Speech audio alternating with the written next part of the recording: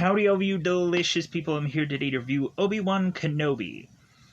So, it seems that Doctor Strange Multiverse of Madness has dropped today. So if anybody hasn't gone and seen that via the trailer and via the theaters, then really there's an opportunity to be able to have you see this movie for absolutely free. But anyways, Obi-Wan Kenobi, the, of course, season finale, and I think a lot of people probably had mixed feelings about this show. Like, in all honesty, when really looking at this show, it's just a lot of busy work, but I did enjoy the show. Like, I did enjoy this season, and eventually, yeah, a lot of people are going to take these episodes apart and find breakdowns and Easter eggs and whatever, and realize how unoriginal this show probably really is. But I went on and just had fun with what this episode really was, as well as a number of the show. If I weren't to have gone on and probably wanted to watch Multiverse of Madness again and again and again a billion times over, because I enjoyed the movie, and some people may not like that. Really, I would probably take time to go on and rewatch this season, just because I enjoyed it that much. Just because how really rare is it that you're going to go on and find an actual good show in 2022 that you can actually enjoy, because a lot of ones are just like, man, I'm having problems with this, I'm having problems with that. So it's very rare to come across a really good show for once. So, Obi-Wan Kenobi, we come to an episode where we have Obi-Wan that's kind of used consistently. If he wasn't used as a bargaining chip or like some kind of like delayer within the last episode, in this episode he is to go on and be like the decoy for the Devastator to follow, so Kenobi can kind of lead his rebellion people to safety as they're making their way to Tassan, which is to be some planet. So Kenobi is to use like his little escape pod as a decoying thing, and while that is going on, we have Reva, who was to get quite a bit of that message from the Senator to lead Reva to go to Tatooine, for her to go on and possibly find Owen, Beru, and Luke, and have Reva go on to possibly trying to win back over the Siths, or to eventually realize who she really is. So with that, we get to play with some characters and within this episode and have some fun, realizing that really within these episodes they can't really do anything drastically different. Like, they can't really go on and kill characters or whatever. So we're kind of immediately, like, we're still knowing where everything is absolutely going to go, but we're still having fun with this movie. That's the whole problem with prequels, is, like, to have saved someone or killed someone, it isn't a massive surprise within these prequels, because you know where the chess pieces are going to move eventually in episode 4. So this is kind of like the Rogue One of Star Wars, technically. So, and it's kind of interesting how, like, this show doesn't at all like hand anything over to Rogue One, it seems. Like, there isn't an Obi-Wan Kenobi Rogue One connection, and I'm expecting at some point there to be like Star Wars Rogue or something like that, where it's like the prequel to Rogue One, or like Rogue 2 or something like that, some goofy thing.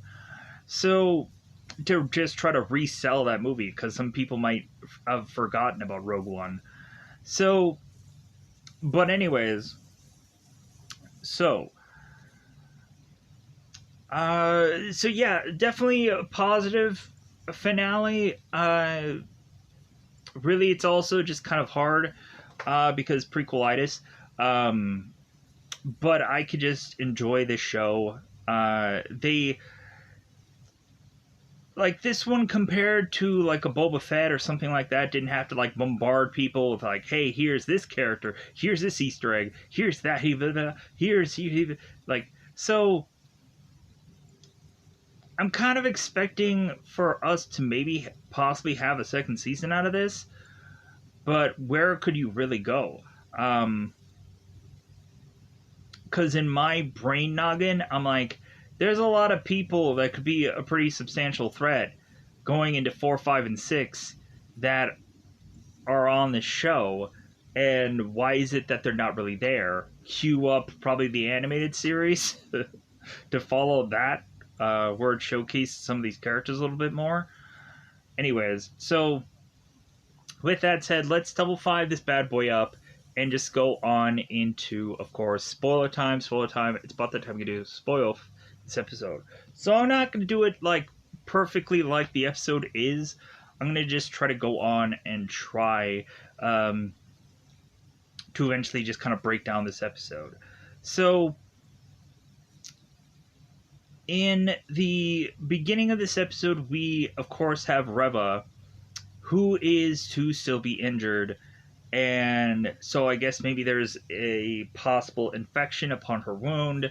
She's kind of limping on here, and she has limped her way to Tatooine, where it seems that she is to see two guys kind of scuffling over water, because we have this moisture farmer who is to take the gulp of this water from this cup. And it seems like he's hogging all the water by the salesman. And so Reva is to go on and is to use her power, her force power, to eventually kind of get this guy out of the way so other people can go on and have equal water. So kind of showcasing that Reva, instead of going on and killing everybody or chopping their hand off, instead, she's kind of taking a less violent way about what she's going about doing. So,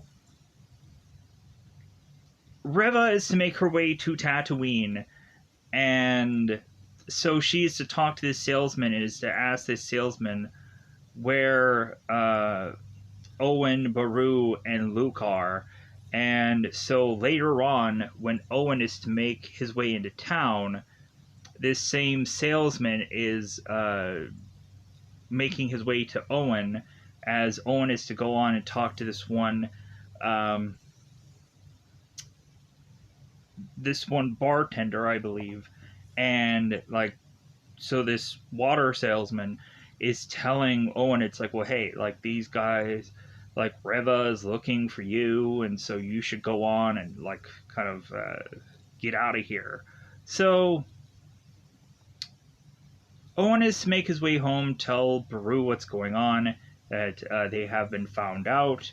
So Beru is going on and like preparing this home as if like she knew one day that this would happen, but also like they had this prepared because normally I guess the Tusken Raiders would consistently make their way like to their home, so, and maybe cause a scuffle, so eventually they would have this hideaway or this hideout, knowing full well that something is going to happen.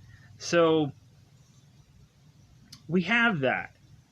So now we also have a Devastator, this big massive Empire ship that is blasting and chasing after the Potterson ship. However it's actually pronounced, you can correct me. Because really I didn't like go really all that far to really look into the name of the ship. Or I just kind of glance at it and like, okay, I guess that's the name of the ship. So we have Kenobi that is talking to Roken, and come to find out there's some pieces of the ship that are to be broken, and they don't know how soon they can really get into hyperdrive to get away from this ship. And so Kenobi is thinking that's like, well, hey, how about I just go on and like I get this like escape pod and I end up being like the decoy because Vader really wants me. He doesn't care about anybody else on the ship. He just wants to get to me. And so Roken's like, no, you can't go on. You can't just do that. And when Kenobi is to tell this to all these people, that he's like, no, like, I need to go on and do this. Like, you guys have gone on and done a number of things for Jedis in the past. Like, now it's time for me to return the favor and try to save you by leading them away. So we have Haja that is to go on and give Kenobi his word, even though, like, Haja is like, well, hey, like, I don't know how much you can really trust a counterfeit Jedi and this and that. And Kenobi's like, I'll take you at your word. So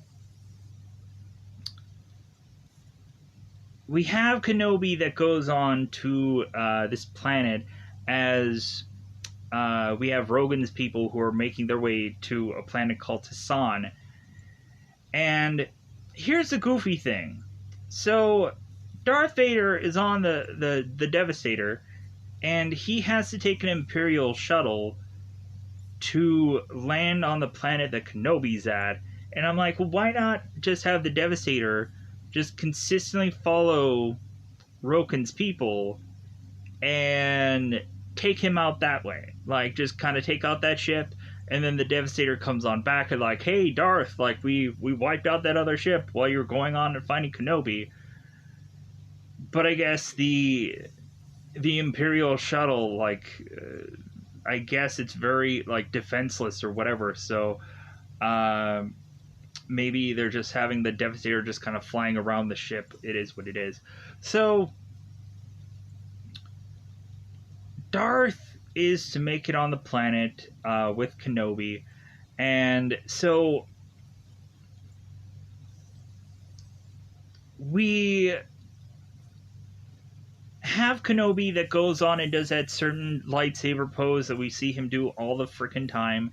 Even he's done this numerous times in this episode. So we have Darth and we have Kenobi who are battling it out. So we have Darth realize that Kenobi's strength from his force power is technically back. But with that strength, there is always still weakness, and that weakness really being that Kenobi is still a Jedi and not a Sith. So, like, Kenobi will always be weak and will never go on and kill Darth because Kenobi is just a good person. So that is the weakness that Darth Vader is to possibly be thinking of. So we have, of course, where this plan is to be like so many rocks and so many boulders, and we at first have Darth who is to bury Kenobi in all of these rocks, and then Vader is to think that it's like, yeah, there's no way that he's going to come out of that, and so kind of Darth Vader just kind of walks off. So,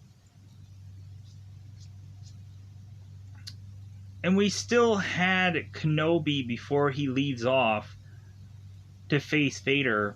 He was still trying to channel Qui-Gon. He was still trying to channel his master.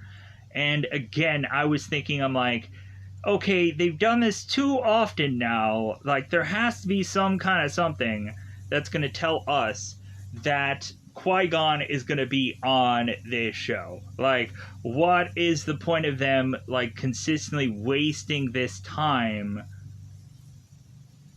just having Kenobi like ghostly, like, "Oh, Master, please talk to me," and he never does. Like, I'm like, come on, there has to be like him here.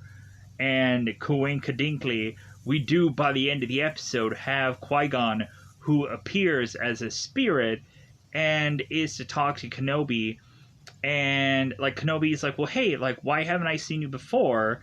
And Qui-Gon is just like, well, because you weren't ready to see me yet, or really, like, they didn't pay me enough for this cameo, so like that's why I'm here now on the very last episode, because they didn't pay me a freaking enough to be on this show. No. So Qui-Gon is to go on and say like, well, hey, like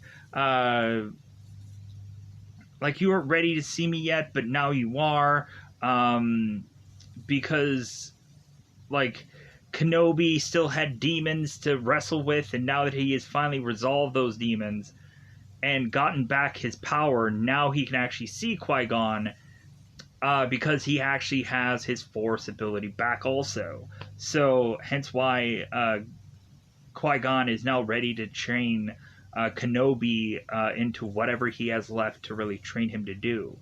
So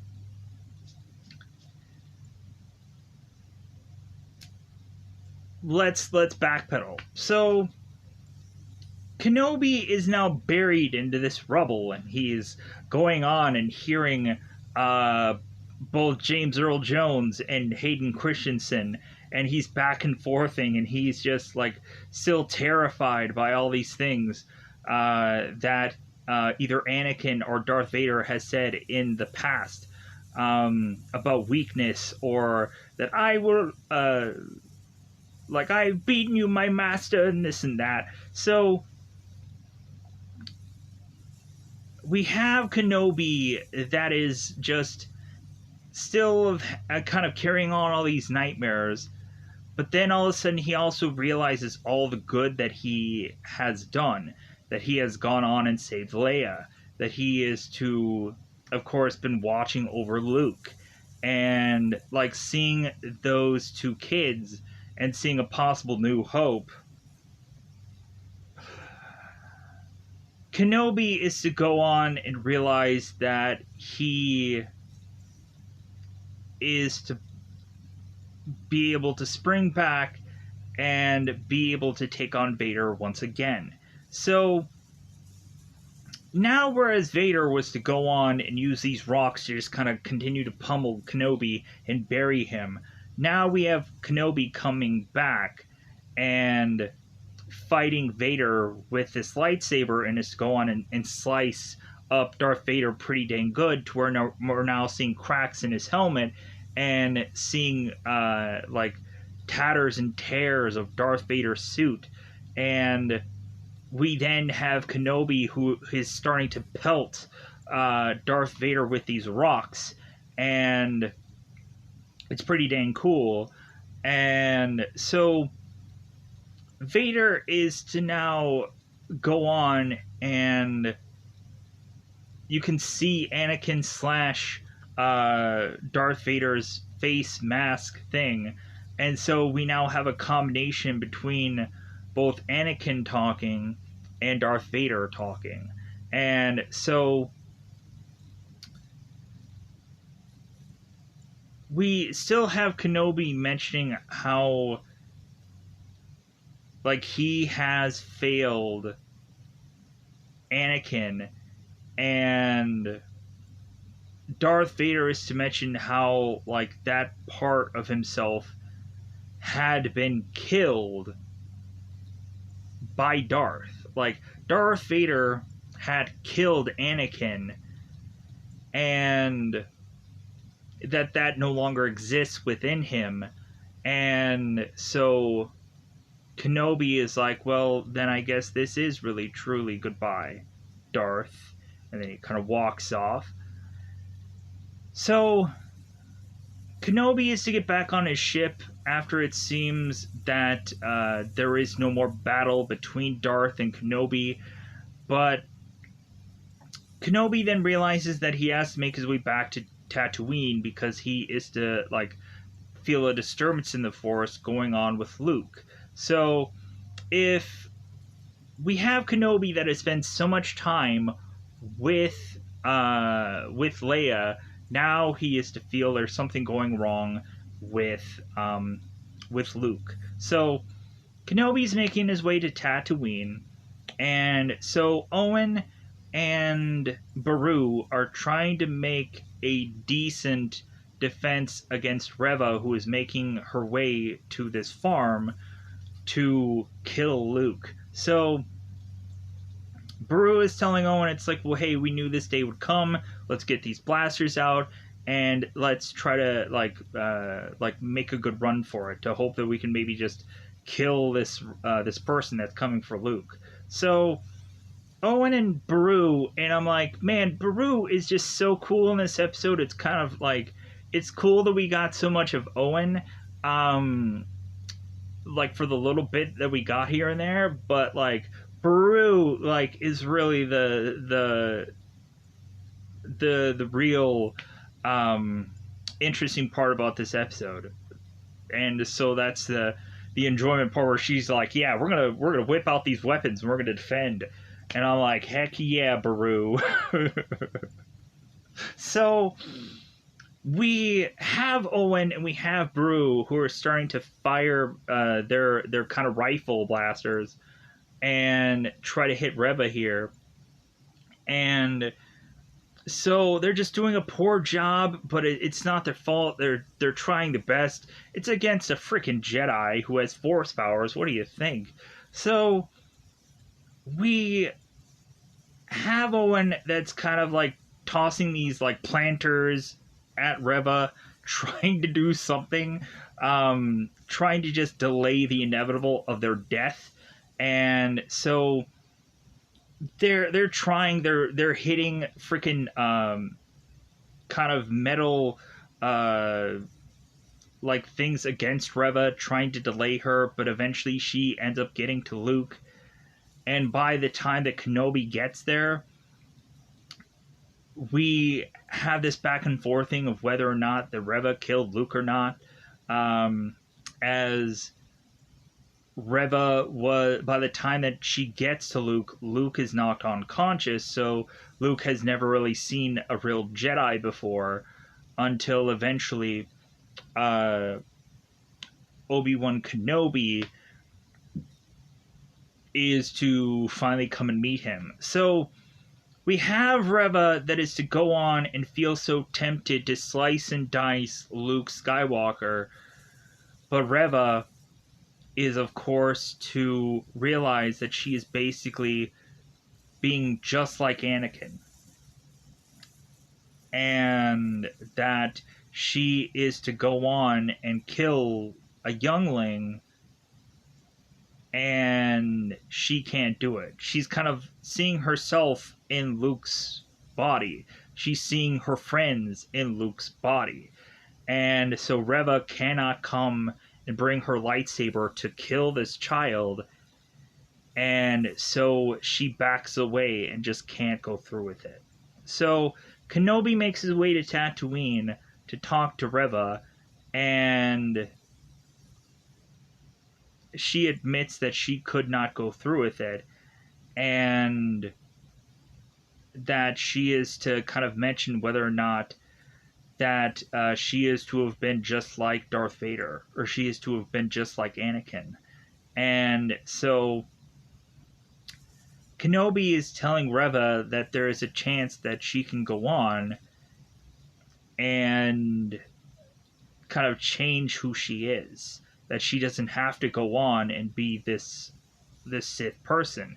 That she can go on and instead just kind of lay her lightsaber down and be whoever she wants to be.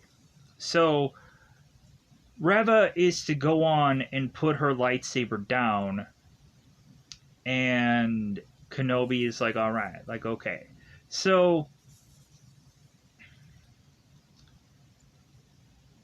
we have Leia that makes her way back to Senator Baylor, and so, or Senator, I'm trying to see if I'm Senator Bale. My bad. So Kenobi makes his way to Senator Bale to just kind of talk to Leia one last time, and because Leia, of course, is back with Senator Bale, and we had Kenobi who was to hand off Leia this gun holster, and so Kenobi ends up giving this to her because technically this was Tala's gun holster, and Leia's just like, well, it's just a holster, and Kenobi's like, well, you're 10. Like, do you expect me to give you a blaster? No. Like, that doesn't make any sense. So, Kenobi makes his way back to Leia, and Leia is to assume that she is to speak with some cousins or some family members, and they're to try to go on and make them happy or whatever. But this time around, it's actually just Ben who wants to talk to Leia and mention, like, well, hey, like, to tell you that I didn't know your parents was a lie because I knew them very well. And so Kenobi goes on and tells Leia, like, so here's the thing. We have Obi-Wan who tells Leia, like, everything about her parents, but F all with Luke. Like, Luke ends up getting, like, told nothing about his parents. Like, what kind of garbage is that? Because we have Kenobi who, after this whole thing, Ben is to hang out with Luke and give him this little toy, and doesn't really tell him much about his parents. But like, when we of course have Leia and Kenobi, he's like telling her all about, like, well, like, you end up getting this and you end up getting that, and that's from your mother, and you end up getting this and you end up getting that, and that's from your father. And so, but also Leia is looking at her parents, like her, like, adopted parents, just saying, like, well, like, I'm also getting a number of things probably from them also. Because we have Leia that goes on and kind of puts on this, like, kind of weird and quirky outfit, and her mother, or her stepmother, is to go on and look at Leia and just be like, okay, like, all right, like, you put all this on, great, like, let's go and meet up.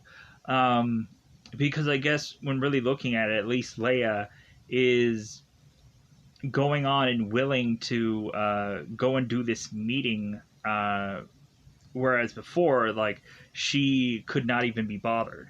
So we now go on, and so Leia and Kenobi are to have this kind of one, like, kind of just nice moment where eventually Kenobi is to go on and eventually go back to Tatooine to just kind of wait things out. And we have Senator Bale that is to tell, like, Kenobi, it's like, well, like, I don't know how we can repay you. And, like, Kenobi would just be like, well, hey, like, frickin' I've been on Tatooine just being this meat, like, chopper. Like, how about you kind of throw me some Benjamins, if you know what I mean? How about you give me some money so I can go on and just afford some meat, so I don't have to go on and actually have to go and chop meat and whatever for myself. Like, hey, come on, like, give me a break. So, but yeah, so by the end of this, like, yeah, Kenobi just goes back to Tatooine, kind of assuming that there's going to be some time between now what is to be this and Episode 4. To eventually tell us that there is to be a decent setup, that is to say that this might go directly after Episode 4, to kind of give us a that we may at some point get a prequel story. because there's so many ideas of so many people that are going on and wanting to say that there's going to be a number of different kinds of prequel kind of shows, that there might be a Darth Maul show, or there might be something else down the line. I'm not sure yet. Like, I feel like we're probably going to get another Mandalorian series, or another Mandalorian season, it seems, from how kind of Boba Fett ended. But other than that, I think it's too soon to say as far as the Star Wars front goes. I think whatever they will eventually give us will be something pretty exciting. But we'll kind of see somewhere down the road. Eventually, there's a lot of superhero stuff coming out. There's a lot of She-Hulk stuff coming out, and there's so many people that have so many ideas of what's kind of coming up next. When there really isn't much of a trailer or anything out there quite yet out. So with that said, I think I'm just going to get out of here so I can go on and wrap this up. We also had a moment when, after Darth was to get defeated, he was to make his way back to talk to Emperor Palpatine. And so Emperor Palpatine was asking Darth Vader, it's like, well, hey, like, are you still kind of, like, do you still have feelings about Obi-Wan Kenobi? Is that why you couldn't go on and kill him then? And we have Darth Vader that's like, no, like, I've purged all those feelings, like, and, like, I have nothing but loyalty for the Emperor, and, like, that's it. And so we have the Emperor that's like, okay, but I'm still going to always have to question it when you consistently fail me, kind of thing. So, but yeah, so we have, like, so many, like, characters that we bring back that was really just so cool to have as these little things, like, kind of like how at the end of Rogue One we had, like, Darth Maul being used, and eventually there's a number of characters that are all to eventually be tied. Maybe Darth Maul was maybe, like, he was used at the end of one of the Star Wars films. Like, I want to say it was Rogue One, but I'm not sure.